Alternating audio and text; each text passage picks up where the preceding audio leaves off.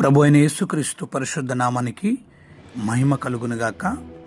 దేవుని వాక్యము ఉదయకాల ధ్యానములో అపోస్తల కార్యము 10వ అధ్యాయము 36వ వచనాన్ని చదువుదాం. యేసుక్రీస్తు అందరికీ ప్రభు.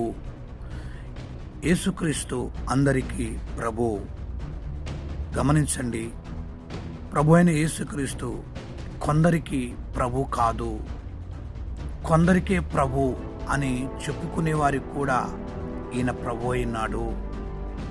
ఈ ప్రభు అయిన యేసుక్రీస్తు ఎందరైతే ఈ ప్రభుని అంగీకరిస్తారో వారందరికీ ప్రభు అయి ఉన్నాడు. నీ జీవితం అనే ప్రభుత్వానికి ఇంతవరకు నీవే రాజుగా ఉండొచ్చు, నువ్వే ప్రభుగా ఉండొచ్చు, నీ ఇష్టం నీ జీవితంలో నెరవేరొచ్చు.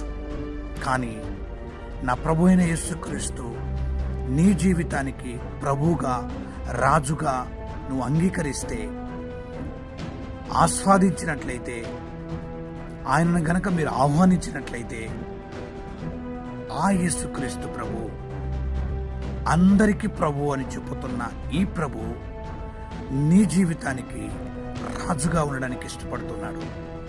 ఈ ప్రభు రక్షకుడు, ఈ ప్రభు దేవుని కుమారుడు, ఈ ప్రభు దేవుడయ్యుండి నిన్ను రక్షించడానికి నీ కొరకు దిగివచ్చి ప్రాణం పెట్టి తిరిగి లేచి సజీవుడై ఆరోహణమై మరలా నిన్ను తీసుకువెళ్ళడానికి, నిన్ను తీసుకొని తన రాజ్యములో శాశ్వత కాలం ఉంచడానికి ఆయన మరలా రాబోతూ ఉన్నాడు. ఈ ప్రభు అయిన యేసుక్రీస్తును నీ జీవితంలో ప్రభువుగా అంగీకరించు.